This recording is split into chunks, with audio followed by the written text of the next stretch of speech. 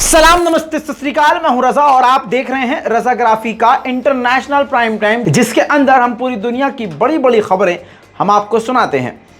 दोस्तों, आपको बता दूं कि भारत के खिलाफ अमेरिका की एक बड़ी चाल सामने आई है।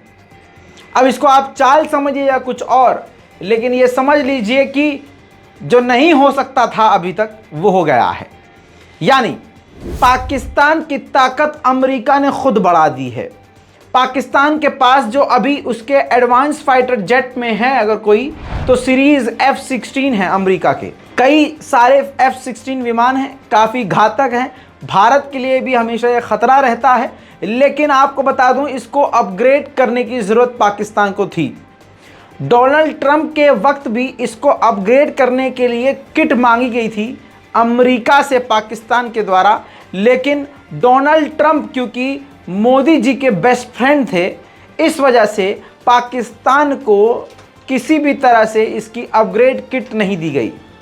जिसके बाद F-16 विमान को इसी तरह से बिना अपग्रेड किए पाकिस्तान इस्तेमाल कर रहा था। भारत के लिए F-16 विमान इसलिए और ख़तरनाक है क्योंकि रिपोर्ट के अनुसार, आपकी स्क्रीन पर देखिए, खुद ये नवभारत टाइम्स ने लिख दिया है कि अमेरिका ने ट्रंप के फैसले को पलटा, पाकिस्तानी F-16 जेट को दिया जीवन दान, भारत को झटका। अब दोस्तों, मैं आपको बता देता हूं कि क्यों ये भारत के लिए फाइटर जेट जो है पाकिस्तान का खतरनाक है। क्योंकि भारत के MiG-21 विमान को इसी F-16 विमान के जरिए पाकिस्तान ने मार गिराया था। ये बात खुद नवभारत टाइम्स में छपी हुई है, जो मैंने आपको प्रूफ दिखा दिया। अब आपको बताऊं कि मामला कितना खतरनाक है।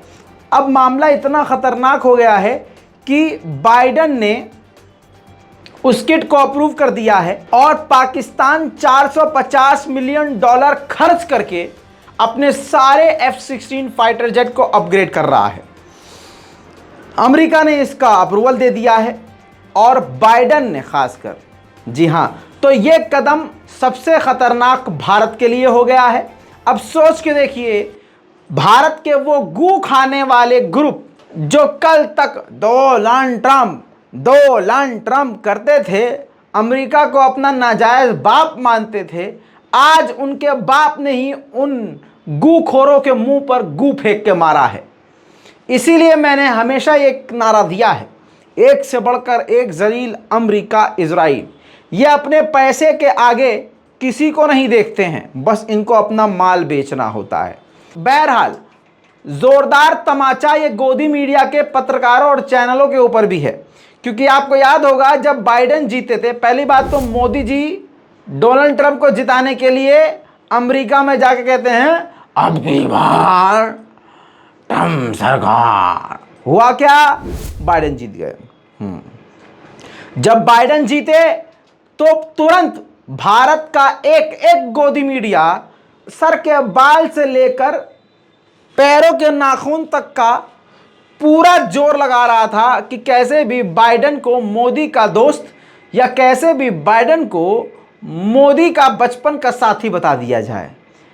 दो थंबनेल आपकी स्क्रीन पर है, ये देखिए, जी न्यूज़ गोदी मीडिया। ये उस वक्त का प्रोग्राम का थंबनेल है जब बाइडन जीते थे। देखिए टाइटल क्या लिखा, बाइडन की मजबूरी, मोदी जरूरी। अगला शो, मोदी की दोस्ती, बाइडन की जरूरत। तो दोस्तों, ऐसा शो चलाने वालों के मुंह पर ये दोनों थंबनेल जो आप देख रहे हैं, ये किसके मुंह पर तमाचा है, आपको बताने और मुझे समझाने की जरूरत नहीं है। आज क्या मोदी जी की जरूरत नहीं पड़ रही है बाइडन को? क्या हुआ भाई साहब? तो ये गोदी मीडिया का स्तर जो है पैखाने से भी नीचे हो गया है। बहरहाल, अब भारत के लिए बड़ा खतरा बन चुका है क्योंकि F-16 विमान अपग्रेड हो जाएंगे। पाकिस्तान लगातार वैसे भी अपनी ताकत को बढ़ाता जा रहा है। बाकी आपको पता चल ही गया होगा कि चीन और भारत को लेकर क्या खबर सामने आई है। दोनों देशों ने 16वीं बार बातचीत करी। जी हां, 15 बार बातचीत फेल हुई और 16वीं बार बात करने के बाद, कमांडर लेवल पर बात करने के बाद, दोनों देश इस बात पर सहमत हुए कि जो हमने एडवांस में जो बैकअप के लिए 50,000 सैनिक भारत ने और 50,000 पीछे से चाइना ने बुलाए थे, वो पीछे हटेंगे, उनमें से 40,000, 10,000 फिर भी वो वहां रुकेंगे। यानी गोदी मीडिया के द्वारा कई चैनलों पर कल से ये चीख चीख कर दिखाया जा रहा है, पीछे हटा चीन, भारत और चाइना हुए सहमत। देख लीजिएगा, एक आध दिन के अंदर इसमें भी मोदी जी का कोई रोल दिखा दिया जाएगा। कौन मोदी जी? जी हां, जिन्होंने चाइना के घुसपैठ से लेकर अभी तक कुछ नहीं बोला, चाइना के एग्रेशन पर ऐसा मौन व्रत रखा मानो मोदी जी को बोलना ही ना आता हो। खैर, अब आपको बता दें कि मामला क्या है। आपकी स्क्रीन पर पहले प्रूफ, भास्कर के द्वारा यह बात आई सामने, भारत और चीन की सेनाएं लद्दाख के गोगरा हॉट स्प्रिंग से पीछे हटना शुरू हो गई हैं। कल से ये सैनिक दोनों तरफ से हटना शुरू हो चुके हैं।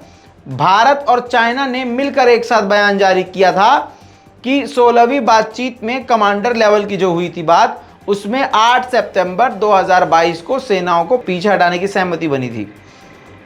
लेकिन आपको बता दूं, जो आपको कोई गोदी मीडिया का पत्रकार नहीं बताएगा। तो दोस्तों, वो बात यह है कि जो मेन फ्रंट, मतलब जहां टकराव है, बिल्कुल आमने सामने है, वहां के सैनिक पीछे नहीं हट रहे हैं। समझिए आसान तरीके से, चाइना और भारत इस जगह पर टकराव में है, यहां पर सैनिक दोनों के हैं, हथियार भी तैनात हैं।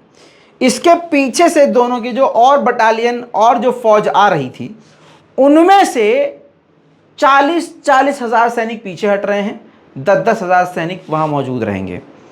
या हो सकता है कि उनको भी पीछे हटाने के लिए कहा जाए, लेकिन सीधी बात यह है कि जो हाँ मेन टकराव है, जिस जगह पर मेन टकराव है, वहां से ये सैनिक पीछे नहीं हट रहे हैं। कभी आपको लग रहा हो नहीं सब मामला खत्म, चलो, हाँ, उम्मीद की किरण जरूर नजर आ रही है, शांति की। वहीं आपको बता दूं, भारत को एक और बड़ी कामयाबी मिली है। भारत की शक्ति में फिर से इजाफा हो गया है। भारत की सरकारी एजेंसी DRDO ने सरफेस टू एयर मिसाइल, आपकी स्क्रीन पर देखिए, सरफेस टू एयर मिसाइल का सफल परीक्षण किया है, कामयाबी से टेस्ट कर लिया है। भारत के हथियारों के जखीरे में एक और हथियार, कमाल इसका यह है कि किसी भी आने वाले फाइटर जेट, ड्रोन, हवाई हमलों को रोकने के लिए इसको सक्षम बताया जा रहा है।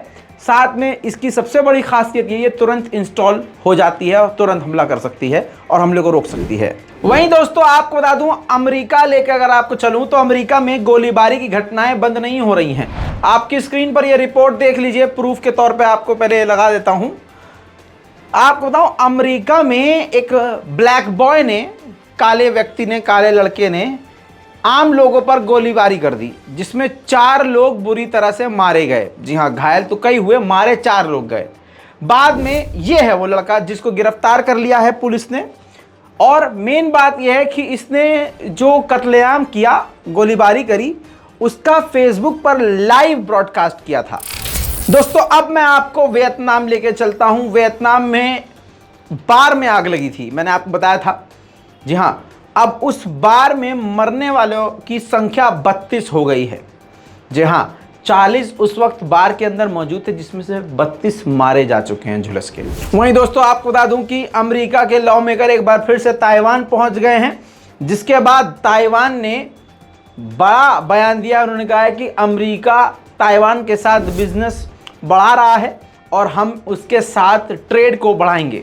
वहीं चालाक चतुर चीन के खिलाफ यूएन ने वीगर मुसलमानों के बारे में बड़ी रिपोर्ट जारी करी, जिसमें चीन की सारी हरकतों की पोल खोली गई, जिसमें बताया गया कि वीगर मुसलमानों के साथ किस प्रकार से गलत रवैया अपना चुका है चाइना, और उनको बंद रखता है, महिलाओं का बलात्कार करता है, बच्चे पैदा नहीं होने देता है और उनसे ज़बरदस्ती काम काज करवाता है, उन पर हर तरह से नज़र रखता है और पाबंदी लगाता है। ऐसी खबर आने के बाद चाइना ने इस रिपोर्ट को तो ठुकरा दिया था, लेकिन स्विट्जरलैंड ने चाइना के एम्बेसडर को समन कर लिया।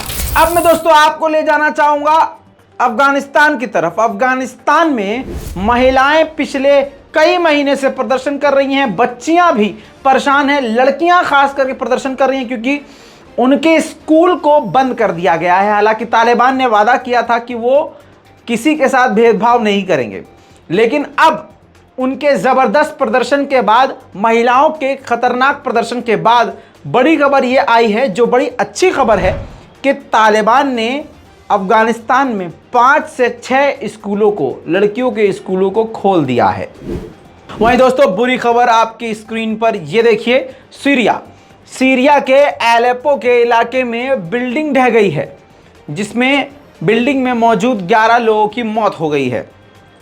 दोस्तों ये थी दुनिया भर की कुछ बड़ी बड़ी खबरें। इस रिपोर्ट पर अपनी राय जरूर लिखिए, रिपोर्ट को शेयर कीजिए, चैनल को सब्सक्राइब कीजिए। मैं हूं रजा और आप देख रहे थे रजाग्राफी। जय हिंद।